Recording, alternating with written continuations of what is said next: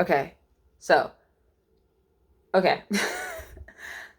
I was really worried about this next book because it's like the cover, like you ever see like book covers and you're just like, okay, that's a giant red flag. That book is probably gonna suck. This book had one of those covers, but then I read it and it's amazing. It's a sexy book, so if you're not here for that, go on.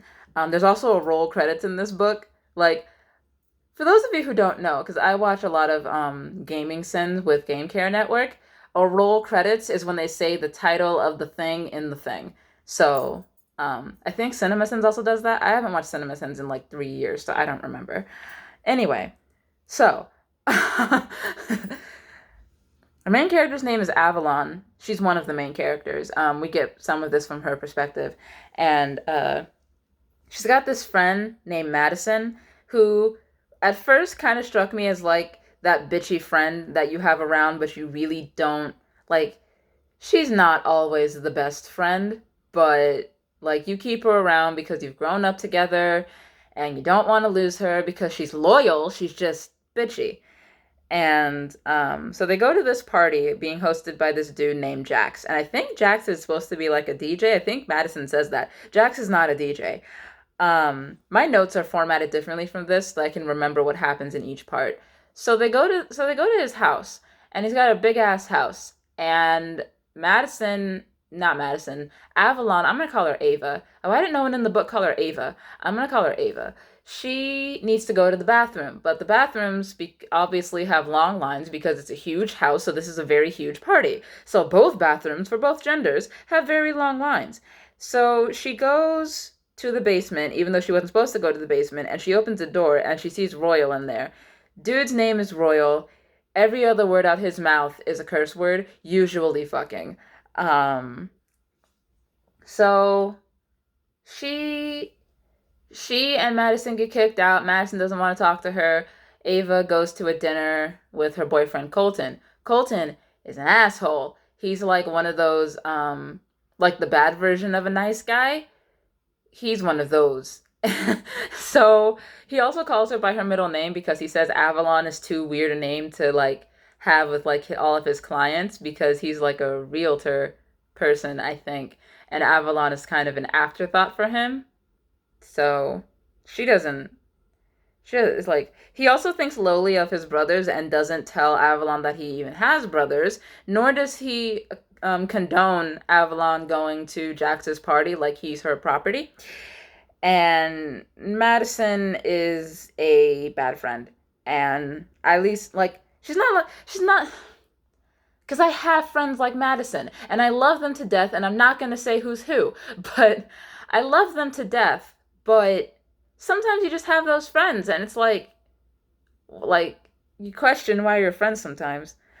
Um, Also, Royal to me was all red flags 29 pages in, mostly because I didn't know his deal yet. So to me, all red flags. He's angry and he's like super muscle bound and like he comes to Colton's soiree, I guess it is, and he like takes Avalon like away from the soiree and goes to give her a tattoo and he constantly alludes to wanting to have sex with her and like this book has so much sex just all over it, just out in the open. Like it's really weird. Like I'm not like not in the context of the book being out in the open, in the context of like later on Royal's brother-in-law is getting a blowjob in front of the bar. Not in it, in front of it. Like, there's a lot of sex in this book. It's not gratuitous though. Um, so thus far, because I got bored with how I was taking notes, so I just like would read big parts and then yeah.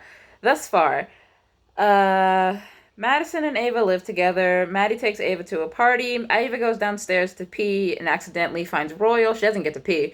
Um, Royal, she gets herself and Maddie kicked out. Royal wants Ava. He owns a bar called Savage and Ink, and it's a bar and it's also like a tattoo place and it's kind of for like delinquents and other people who want are wanted other places, but at the same time like there's a guy who comes in who's obviously been abusing his son and Royal's like fuck that shit and goes over and beats the dad up. So um Ava's at a civilized party,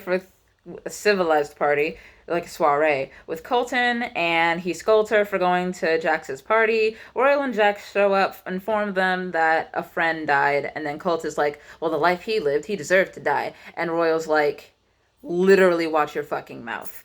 And Ava's disgusted by that, and she leaves on the back of Royal's motorcycle. Ooh. So, bar time, then home time.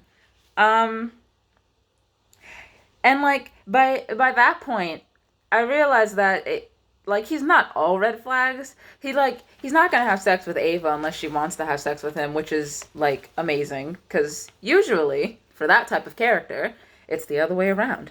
And Ava's kind of not the best person either. I also realized like there's a part where she's like in like a little black dress and she says that she's one of them now, and it's like, oh, okay. Um, and then like I get that like you can't really control who comes into your bar, and as long as they like patronize your bar and like is that the right word for that? I don't think that's the right word for that. As long as they spend money in your bar and like buy drinks and stuff like that, I guess it's not a huge problem and like they don't cause any trouble. But you regularly actively encourage like delinquents to come to your bar. It's not a place for good people. And then you punish them for being delinquents when you know that they're delinquents. I just seems a little counterintuitive. Like and Colton is a shitty human and he's more red flags than the flaming ball of fucking anger. I said it like that on purpose. Um so Royal works with his brother Jax and his brother-in-law Blaine. And you may notice that I keep saying that Blaine is his brother-in-law. Don't worry, we'll get there because it's depressing as hell. Um, so at this point, I was like, because Colton's kind of stalking Ava now. So I was like, anger is manageable. Like, it's not like he's ever abused anyone. Like, anger can be changed, and like, if they're being genuine, then they deserve a second chance because anger can be managed. But stalkerish obsession is a lot different because I don't think people can come back from that. Colton is kind of stalking her now. And then with this whole next part, Ava and Maddie go to the bar. Ava gets a tattoo. Maddie nearly gets attacked and is like, whatever. They go home. Ava goes on a break with Colton. She gives Colt a haircut. Like he comes to the bar and she works at a haircuttery. That's not the name of the place where she works. She works at a place where they cut hair. And I don't think they do anything else there, so I'm not going to call it a salon. I guess it's a hair salon. But to me, calling something like just a salon means that you guys do like everything. It's kind of like a boutique. Boutique? I have no idea. I don't know those words. So they go on a break. So they go on a break. And then we find out that Royal used to have a fiance, and she is dead.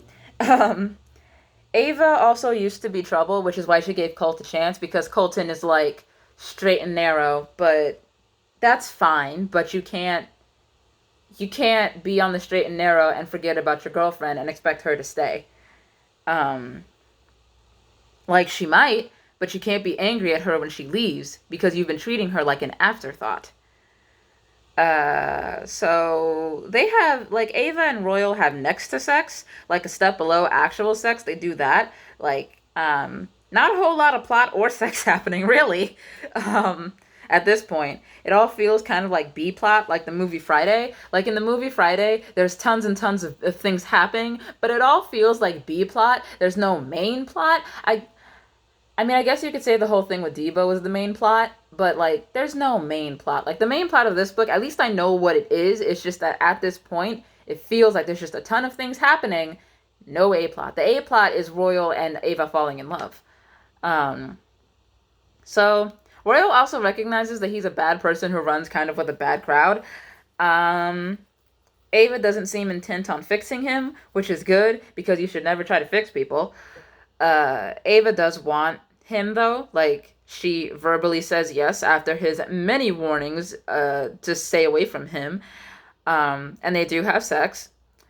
Uh, Also, Royal stabbed the guy in the hand and he told Ava about it. And Ava was like, oh, if he did something wrong to you, then you should have kept going. And he was like, what? Like, it just took him aback. Um, so they seem fine for each other. Like, at least there's that. Like, um, so Royal's fiance, her name was Olivia. And I don't care what you do in life. I don't care, like, if you've stolen things. I don't care how many fights you've gotten in. I don't care if you drink and drive. In this context, no one deserves to have their body space violated. Like, no one deserves that. That is not an adequate punishment for anything. That is a horrifying thing to do. Like, so, yeah, Royal is a shitty human being. He used to carry around a gun. He's kind of a horrible person. Did that justify, like, raping and killing his fiance, who was pregnant at the time, 7 months? No, it really didn't. Like, it really fucking didn't. And then Royal killed the 3 people who attacked her. And, like, the cops who arrested him because he was trying to say bye to, like, his wife, because his fiance, because he was like, I failed to protect you and I told you I was going to protect you. And he wasn't able to, and he felt like it was his fault. It kind of was his fault, but we're not going to talk about that. Um, like, so he was trying to say goodbye to his wife, and these cops came in and just wanted to, like, arrest him immediately, and he broke one of their noses because he wanted to say goodbye to his fiance. And like I can see why Royal wants Ava to stay away, because after having that happen, how do you recover from that? Because the very beginning of it takes place 18 months before he meets Ava, and that's what happened 18 months before he met Ava. 18 months, 18,000 months. I don't think there's any way to recover from that, because he walked in as it was happening. There's no way to recover from that. So I see why he's a flaming ball of anger. And also, he and Olivia would leave their doors unlocked, and that's how he knew something was wrong, because when he came to the house, the door was locked, and he doesn't like locked doors anymore. I can understand why.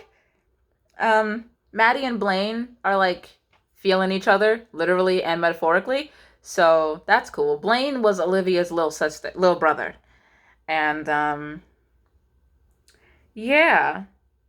And, like, at this point, I was wondering what the second book could be about. The second book isn't about Royal and Ava. It's about Jax and another girl named Alexandra. I can't wait to read that one, too.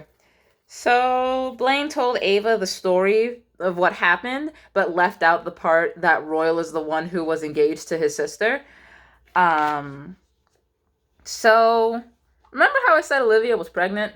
Well, the baby survived, and they call her Kylie, and she is in not a foster home, she's in, like, an orphanage, and Ava's uncle is a cop, and he is the reason that Royal was able to say bye to his fiance, because the cops came in and they want to immediately arrest him, and he was a rookie at the time, and he was like, hey, I got him, y'all can go, like, address your broken nose and all of that. And he let him say bye to his wife, and then Royal spent 5 months in jail because they couldn't get him on murder, because it was self-defense, obviously.